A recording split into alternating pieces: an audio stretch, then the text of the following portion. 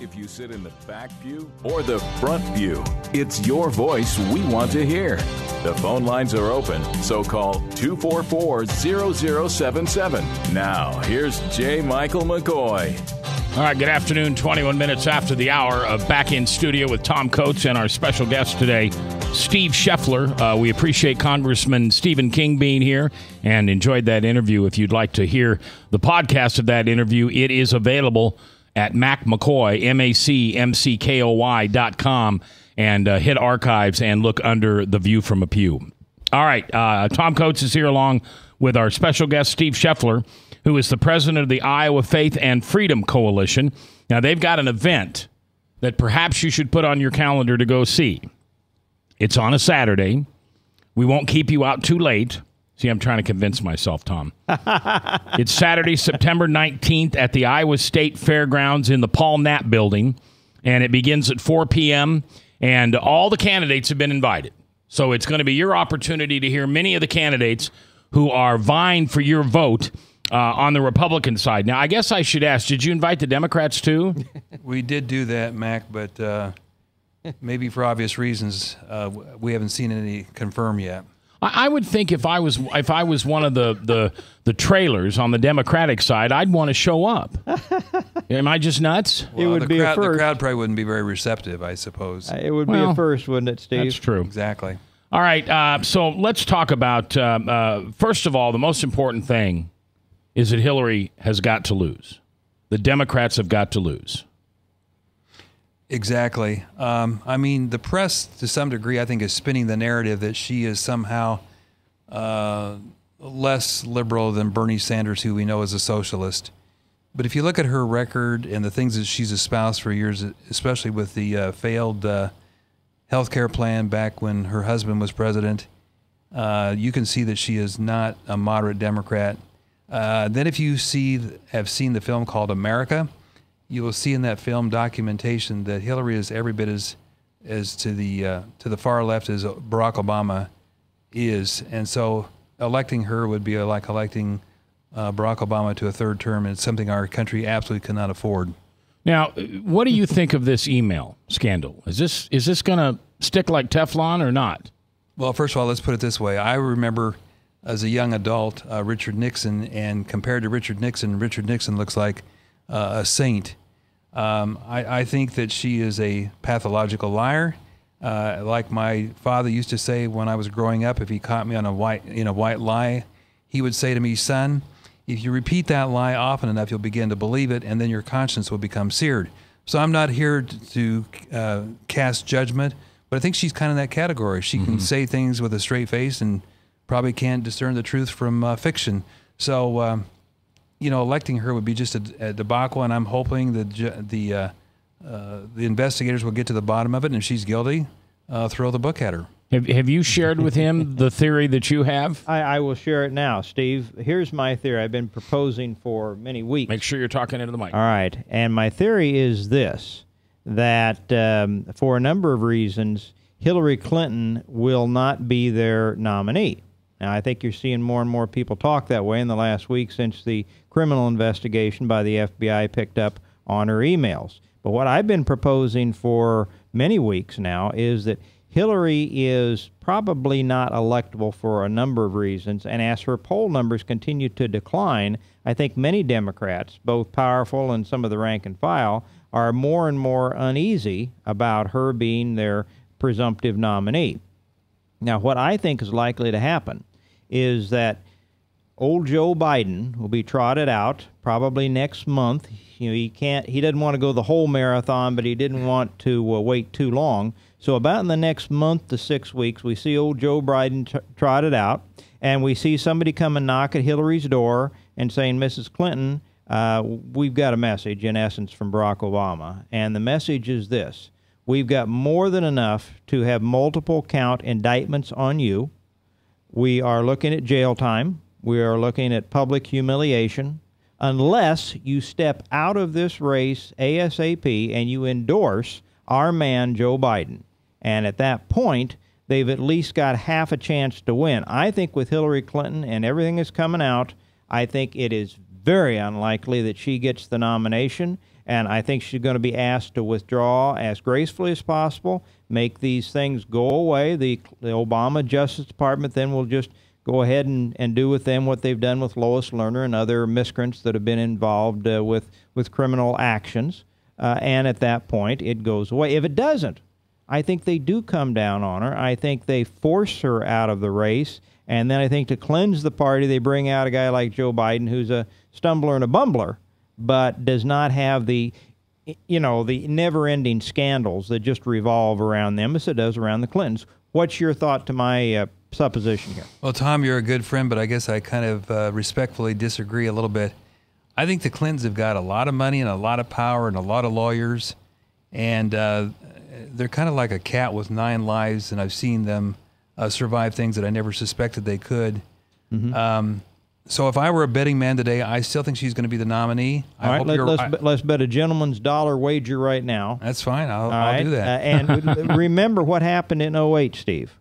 She was the presumptive nominee in 2008, and people were only fooling around with a rookie U.S. senator named Barack Obama because they wanted to dirty the water up a little bit, muddy that up, so that she would not just have a clear path. I think the Democrat Party illustrated even then, before these email scandals and some of this stuff, that they really don't want her, and certainly the rest of the American people do not want Hillary Clinton. I think the polls that came out this last week, she loses to a generic Republican now. A month ago, she beat a generic Republican. But the more people see of her, Steve, I think the less they like her. So you and I have got a gentleman's dollar wager. Right. The winner will donate that to the charity of his choice. Iowa Faith and Freedom Coalition would be my choice. Right. Well, I hope you're right, Tom, but here's the deal. Even though 60% of the American people now say that they think that she lied about her emails, to some degree, the American people, unlike 30, 40 years ago, have become somewhat desensitized about scandal, and so sometimes they put politicians all in one category and say they're all crooks. And so I hope you're right, but unless we have a Republican nominee who's willing to stand tall on a wide range of issues and take it to Hillary Clinton, we still could lose the election. So, I think the winds favor us, but by the same token, I just don't underestimate the Clintons at all. What do you think, Mac? You've heard both of our prognostications. I left my billfold at home. Well, the one thing I want to add too, Mac, and I just read this article, which makes sense. If Biden were to get into the race, he would probably, this is presuming that Hillary stays in the race, that he would take away from her base of supporters and basically elevating Bernie Sanders. And I think probably most rank and file Democrats would privately say they don't think that Bernie probably could get elected in the general election. God forbid, we hope not. Well, Bernie would be threatening to their... Bernie is a threat to their establishment. Their establishment is as moneyed and corrupt as they like to people believe the Republicans are. They rail against Wall Street, and yet they get a majority of Wall Street money flowing into their pockets. Bernie Sanders is a true blue socialist, and he resents that kind of crony capitalism or crony socialism that goes on in the Democratic ranks. And so he would be more of a threat to him than anybody. Certainly, Hillary is just one of the gang. I mean, she's got her hands in the pockets with the Clinton Foundation for hundreds of millions of money. Exactly. I mean, very little of it, Steve. That Clinton Foundation, less than 20% of the proceeds go to the stated cause. Normally you want a foundation that's going to have 80% going to the charitable cause. This is upside down. It's less than 20% goes to the charitable cause of the Clinton Foundation. Exactly. It is strictly a vehicle to line Bill and Hillary's pockets, nationally and internationally. Exactly. Steve Sheffler is our guest today. He's the president of the Iowa Faith and Freedom Coalition. If you want, if you need, if you desire an opportunity to listen to some of these candidates on your own, maybe it's not around a soapbox or it's not around a crowded room or hot outside, come to the Paul Knapp Center at the Iowa State Fairgrounds on Saturday, September 19th. That's 4 weeks from this Saturday. It'll be at the fairgrounds. Doors open at 8 o'clock. There will be a dinner. No, 4 o'clock. What did I say? 8 o'clock. I'm sorry. Give them the contact information for advanced ticket sales. Doors open at 4 o'clock for advanced tickets. Where do you go, Steve? Well, they can do one of two things, Mac. They can call our office number, which is 515-225-1515, or they can go to our website and sign up, which would be FFC Iowa spelled out. So it's FFCIOWA.com, and they can register through Eventbrite that way, or they can call our office and make reservations. Or they could probably just do a word search with Iowa Faith and Freedom, exactly, which would find you as well. FFCIowa.com. Now, you do have sponsorships that for what, $500 you can reserve a table. Yeah, for so 10? if people want to either purchase and or sell tickets to fill a full table of 10, there's 10 seats at a table. There is a $50 discount. $55. So it would be $500 as opposed to $550. Or the individual tickets are $55. And without sounding quirky here, we got a good caterer, so it's not rubber chicken. It's a really good meal. We've used this caterer for 5 or 6 years now, so it's a full meal, and it'd be a great night that night. A lot of candidates, Mac. Yeah. When we come back in a minute after the break, I want to talk to Steve about the Republican lineup, but I want to ask you a question first, and maybe you haven't been asked this yet, but where does Barack Obama go after his presidency is over? Well, I think he'll be like Bill Clinton. He won't want to ride off into the sunset, and he'll want to bring attention to himself, and I don't know what that involves. Unlike other good presidents like George W. Bush or George H.W. Bush, they haven't continually looked for the limelight, but I think Obama would, and I think that's another reason why maybe he would like to see Joe Biden succeed him, because I'm not sure he wants to have his presidency encased on both sides with the Clintons. So I think he'll be a seeker of publicity. So who knows what he'll be up to. You've touched on another aspect. There's the natural enmity between the Clintons and the Obamas. Mm-hmm. Bill Clinton was offered that Barack Obama would support Hillary in 2016 if he got out on the stump, and then as soon as he got elected, he tried to renege on it. They called him to a dinner. I mean, it's a fairly famous thing that came out that Barack Obama just treated Bill with disdain. Bill rattled on, lecturing him on, ethics and morality and keeping his word.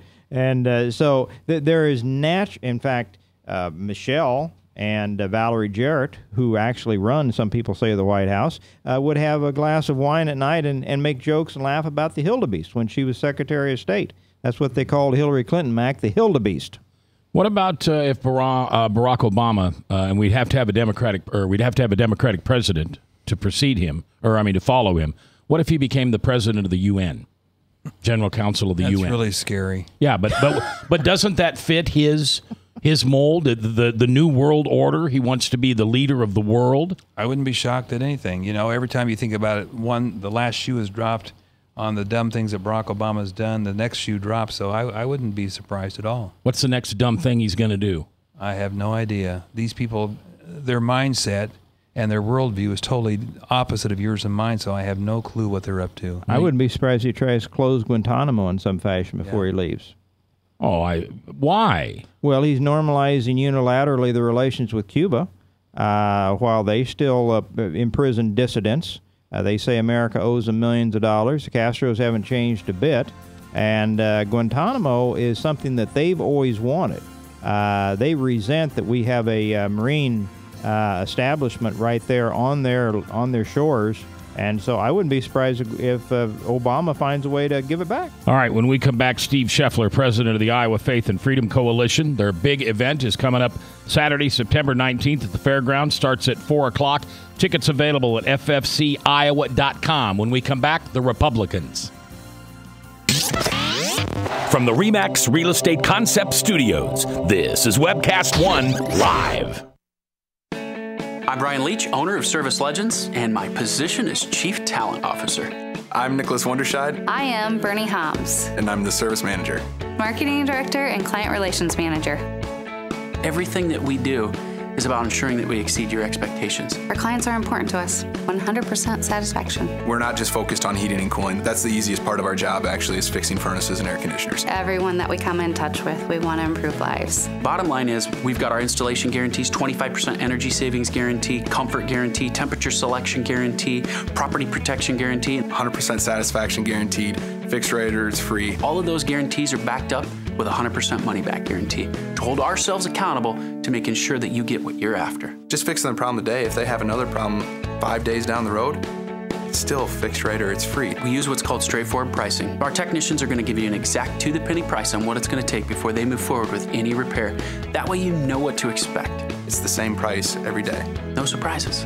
If you get off work at 5 o'clock in the afternoon, you come home, you realize that, oh, my furnace is broken. Now you need to call somebody out that night. You shouldn't have to pay more for that. We're guaranteeing service 24/7. We run afternoons, evenings, nights, weekends. We're staffed to work that. Phone rings at 3 in the morning. You'll get one of our representatives answering the phone every time. We're not sending you out to Timbuktu in some call center. It's our Service Legend team members, our mission control team. I'll take a call anytime. And then they answer the phones the same way during the day as they do at night. It's a great day at your service company. How can we make you smile? That's the only way to provide true 24-hour service. When you're able to let somebody actually live in their home safely when they weren't able to do that before, where they don't have to stay up at night and worry about, is the heat going to come back on? Are we going to freeze the pipes? Is the baby in the room next door going to be sick because they got too cold?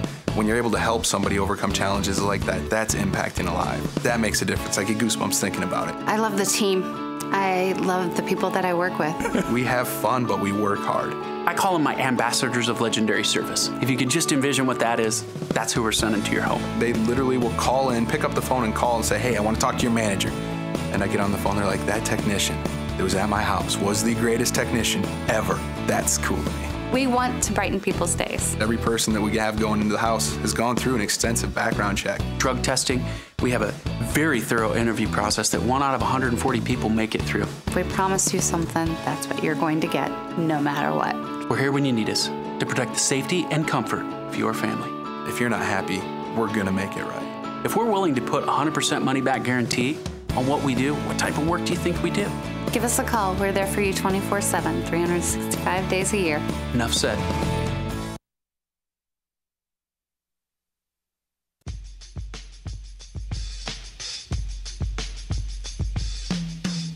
If you sit in the back pew or the front pew, it's your voice we want to hear. The phone lines are open, so call 244-0077. Now, here's J. Michael McCoy. 22 minutes before the top of the hour, Salem Radio Network News at 3 o'clock. And then at 3:03, the Steve Deace back in his hometown on local radio, 3 to 5 in the afternoon right here at 99.3. My guest today is Steve Sheffler, president of the Iowa Faith and Freedom Coalition. Their big event is coming up out at the Iowa State Fairgrounds on Saturday, September 19th. That is 4 weeks from this Saturday. It begins at 4 p.m. All of the candidates have been invited. Tickets are $55. That includes your dinner. If for some reason you'd like to buy a table of 10, it's only $500. If you want to find out about that, it's at FFC, Frank Charlie, and then Iowa, IOWA.com. That's where the tickets are going to be available. All right, let's talk about the Republican ticket for a minute, and I'm not going to start with Trump. Let's start with Ohio and Florida, two states that almost every president's ever had to go through when it comes to the electoral votes. Is that the ideal ticket for a Republican presidency in 1 year? You've got Bush and you've got Kasich. Kasich, did I say that right? You just don't want to mention Rubio? You always mention Bush. Why don't you mention Marco Rubio? He's a much more current elected official in the state of Florida than is an old Jeb Bush who hadn't been around for a long time. The theory works the same. I just think Marco Rubio is going, if there's a Republican president, I think Marco Rubio is going to be part of that cabinet, and that will propel him into a national field and a national view, and at some point then he'll be ready to run for president in 4 to 8 years. My view is I think Marco Rubio is a fresher face and would play better across the country than would Jeb Bush. Well, I don't disagree with you, but I'm not so sure that the smartest people are in charge here. I mean, look who's leading the race. Donald Trump. And I've enjoyed his antics. You and I have talked about this. Yes. But what about a Bush Kasich? Well, first of all, Florida and Ohio are extremely important. In fact, as you probably know, no Republicans won the presidency without winning the state of Ohio. But by the same token, I think I don't think you can make a case based on that alone, because the bottom line is if we have a candidate, regardless from in which state they reside in, if they have a compelling message and the Democrats continue to go down the toilet, then I think Republicans have a good chance of carrying those states. And I think history has shown over the last few years that just because you're from a state doesn't mean you necessarily can carry it. So as an example, not Scott Walker, but Paul Ryan was from Wisconsin. The Republicans didn't win Wisconsin. So state after state doesn't always necessarily, George McGovern didn't carry South Dakota back in 1972. So I think we need those states, of course, but we need a candidate, regardless if it's Bush or Rubio or whoever, that has a compelling message that can actually win the election. Well, that's it. I think that Kasich and Jeb Bush are too much, from my perspective, establishment Republicans. They're big government guys. They think they can manage the bureaucracy better than the Democrats. They probably can. But this does not create any kind of a transformative government that you and I would like to see, Steve. I think those guys and Lindsey Graham and some others are more of a manage the bureaucracy, not cut it. I mean, we've talked to Bobby Jindal, for instance, and the dramatic amount of cutting that he's done down in Louisiana. There are others that have actually done some of what they promised to do. I fear that if Mac's prediction on a Bush-Kasich ticket were to come about, we would have real dissent. I think the stuff that we're seeing on the three non-traditional candidates, Carly, the other two, are manifestations of the base being absolutely frustrated with somebody that just wants to come in and manage this mess. I think they want somebody who's going to come in and cut it and change it, and we got to have transformative. I think that's why Trump, and I think that's why those people are rising up because they're dissatisfied. That is not going to satisfy them, and I think you're going to see mass desertions within the base. Your thoughts?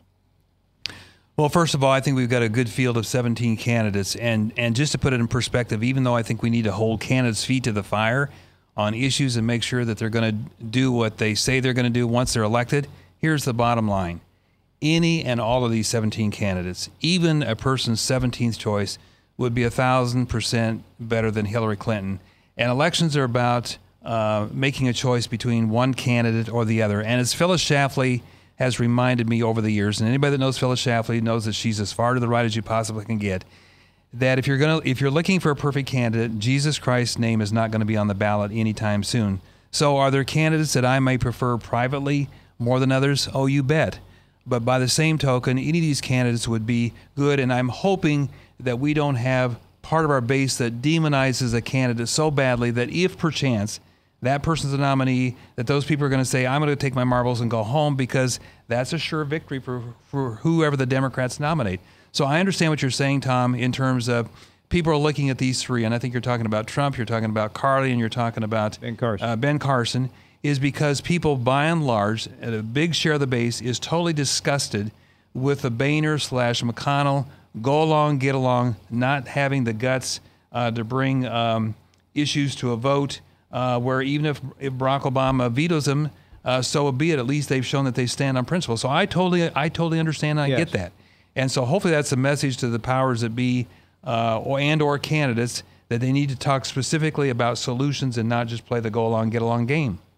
If you take the top three out, which seem to be kind of everybody's favorite right now by the polls, just because they're the anti-establishment candidates, who sits at the top in your mind? And I don't mean the top, but who are the top two or three people out there? I don't know. I just think it's, well, first of all, they say this is the most wide open race since 1940 on the Republican side. And so, when you look at the deep bench, I mean, the Democrats have a establishment has-been in Hillary Clinton. Then they got a socialist in Bernie Sanders. Then they got a far-left guy like Martin O'Malley. Then they got a Lincoln Chafee who can't figure out if he's a Republican, an independent, or a Democrat, who's clear left of center. Whereas the Republicans have a wide, deep field. And I guess I would just be hard-pressed if you took those three out, Mac, to say who's going to go where. I think they all have different qualities. They have different strengths. They've got different weaknesses. And that's what's so unique about Iowa being the first caucus state, is because we can actually vet these candidates very deeply. And that's why I encourage people to ask the specific questions, not the generic questions of these candidates, to kind of get a feel of who actually is going to be that person who can best take it to the left and best take it to Hillary Clinton or Biden, whoever the nominee is in the fall. Well, if you're and you've been in politics a long time, Steve, are you concerned when the national polls show our leader at this point, Donald Trump, faring as poorly as he does with the ladies as a whole. Now, I think Republican ladies, maybe in a majority, do support him. I heard a poll just on that today. But in general, women, which the non-minority women, Mitt Romney picked up 14% more than Barack Obama did. But in that same type of a setting, Donald Trump loses the majority of the women. That would concern me a little bit if I were laying this thing out. And that's why I think Donald Trump was the only one that Hillary beat on a recent poll. All of our other Republicans, she was trailing, but she beat Donald Trump because of the women's situation. Your thoughts on that? Well, first of all, it's a long time between now and November 2016, and things can change rapidly. In fact, if you remember the last caucus season, we had one candidate was up 1 week and another candidate was up another week. So I think a lot of things can change. And if Donald Trump is indeed the Republican nominee, I think that as long as he has a compelling message on issues and et cetera, then I think he's got a strong chance of defeating Hillary Clinton, whoever it is. So a lot of things can change. And if he can make people feel comfortable where he's at on the issues and the fact that he's going to lead, so a lot of things can change. So I guess I'm not duly concerned about an election. All right. Well, much of this doesn't come back to the message. It's the messenger and how it's perceived, especially with the women. The emotions play into their choice a lot more. You have to be good looking. You have to be likable. And somebody that's as bombastic as Donald Trump, much of that plays well to the males. The males like kind of an alpha male type of guy that gets out and, is a strong man. But the women oftentimes are more than a little turned off by that. And that's the gender difference on that one in particular would bother me. All right, we're coming back with our special guest, Steve Sheffler, the president of the Iowa Faith and Freedom Coalition. Their big event coming up Saturday, September 19th at the Iowa State Fairgrounds, 4 p.m. For tickets, get a hold of FFC, FrankCharlieIowa.com. We'll be back. From the RE/MAX Real Estate Concept Studios, this is Webcast One Live. Credit cards are like grandkids. They love you, sometimes get out of control, and it's fun to get a new one. Who can stop them from piling on? Hi, I'm Tom Coates with Consumer Credit of Des Moines. At the end of the day, you can give these grandkids back, but you're stuck paying off bad credit card debt. We can help you put the fun back into using credit cards responsibly. Right, kids? Yeah! If you need help getting credit cards off your back, call Consumer Credit of Des Moines. Hi, I'm J. Michael McCoy, and about 20 years ago, I went to a used car salesman by the name of John Hewitt. He had a little shop over there on North 2nd Avenue called John's Auto Sales, and I bought a car. I found that experience to be one that I had never had before from a used car salesman. He was honest, he was dependable, he had integrity, and he did what he said he was going to do. Well, over the years, between my kids and grandkids, I purchased 7 vehicles from John's Auto Sales, and last month I asked him to be a sponsor. I can tell you about their huge selection, I can tell you about their years of experience, I can tell you about their honest integrity, but all I really need to tell you is that I bought 7 cars and you can trust them. John's Auto Sales, 5435 2nd Avenue, Des Moines. You need a good ride when you hit the trail. Trust the man with the cars, and he goes by the name of Big John. Big John. Big John.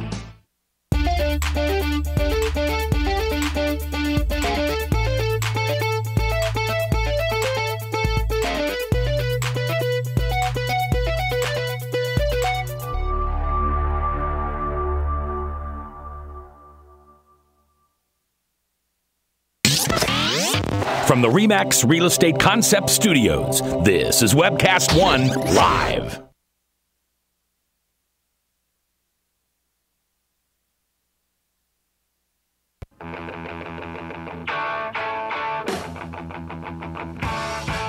If you sit in the back pew or the front pew, it's your voice we want to hear. The phone lines are open, so call 244-0077. Now, here's J. Michael McCoy. 10 minutes before the top of the hour, Salem Radio Network News at the top, and then Steve Deace at 3:03, back in his home market from 3 to 5 this afternoon right here on The Truth. Tom Coates is here along with our special guest, Steve Sheffler, who is the president of the Iowa Faith and Freedom Coalition. Their big event, it's your opportunity to hear the candidates. Saturday, September 19th at the Iowa State Fairgrounds. Doors open at 4. All of the candidates have been invited. If you want tickets, get them now because there's only so many. Frank Charlie, ffciowa.com. ffciowa.com. Tom? There's a couple issues we'd like to get to, Steve, before we let you go today. One, these issues of the ongoing tapes that are being released on Planned Parenthood, horrendous things, things that are showing the cavalier attitude toward the Planned Parenthood women in particular, higher-ups in the Planned Parenthood organization, looking to try to get top dollar, bidding, having abortions so that it's engineered so they protect certain desirable parts of the unborn baby, even some born-alive type of late-term abortions so they can get even more for them. This is ghoulish. I think the audience, I'd be surprised there are not many in this listening audience that are a little bit aware of this and as appalled as you and I are. But what's going to happen both in the state and on a national basis in your judgment on this? Well, first of all, on the national level, Tom, I would hope and pray that if and when we elect a Republican president and Republicans keep control of the U.S. Senate and the U.S. House of Representatives, that one of the first things that they're going to immediately do is to defund once and for all Planned Parenthood. As you know, the American taxpayers subsidize them with over $500 million worth of dollars. And on the same side of the ledger, Planned Parenthood has given over $500 million to Democrat candidates. So the bottom line is Hold on. Planned Parenthood takes money from us so they can operate break even, but then they give that same amount of money away to Democratic candidates? That's the figures that I've seen, you bet. That's it. Well, that sounds like kind of a pass-through, doesn't it, Mac? Yeah. You know, I mean... just one more way Democrats can get their hands in our pockets. Oftentimes people go to jail for more, for less egregious issues than that. But we do know that there are the unions, Planned Parenthood, some of the greenie operations, their constituents, they do fund with public dollars, and then they in turn get them back. The national and many of the state labor unions have been famous for this for years, but Planned Parenthood is doing the same thing. Now, Mitch McConnell and to some degree John Boehner have promised that they will not risk shutting down the government, as if shutting down the government back in 2013 was the worst thing. It actually was a forerunner to a wave election that went for Republicans. So we ought to probably look to take on Barack Obama. But they have promised no shutdown, which baits the question, how can you put the budget together, take out the funding for Planned Parenthood, and have Barack Obama not veto it and dare you to shut down the government? I mean, you've already given your hand away, haven't you, Steve?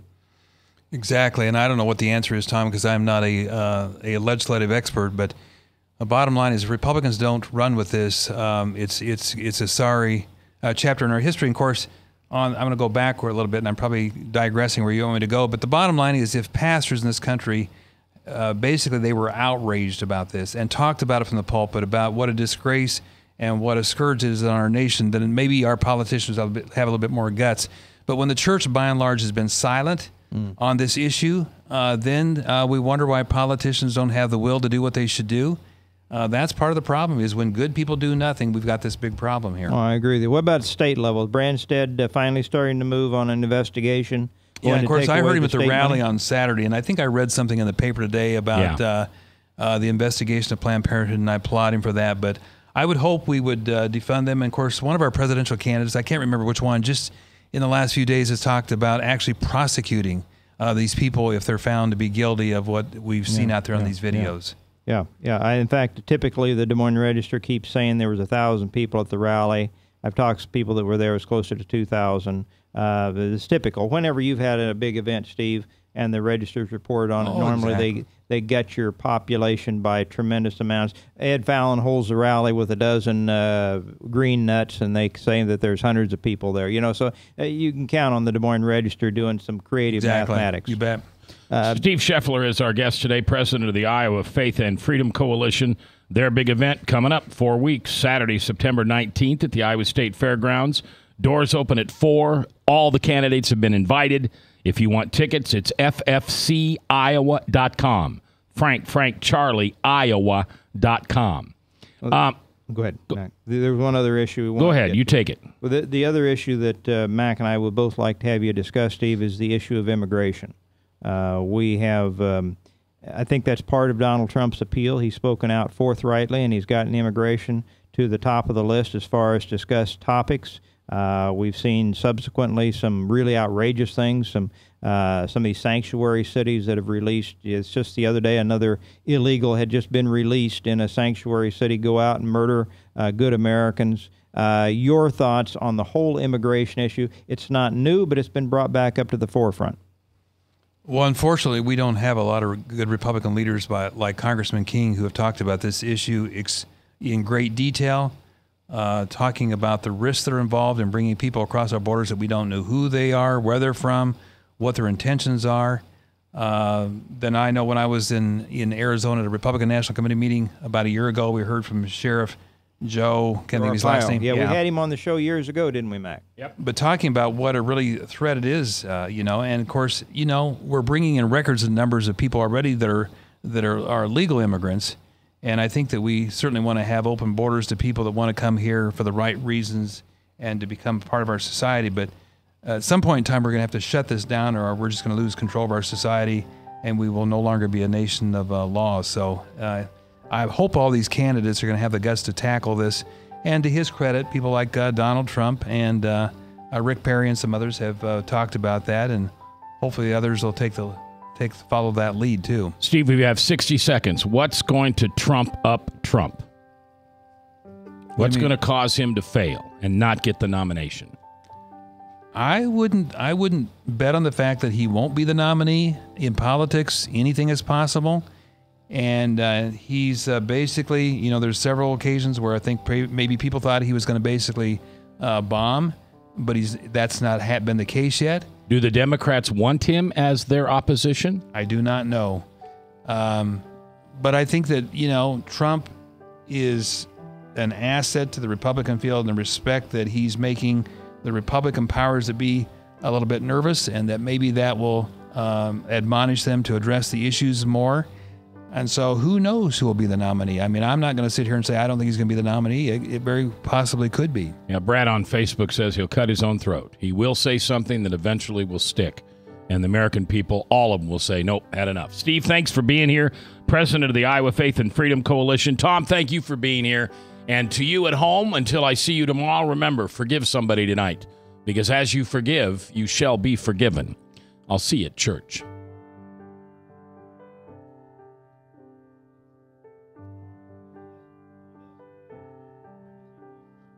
He has his own studios and corporate place, which is basically 20 West Des Moines, 22nd Street in the freeway. There's a building.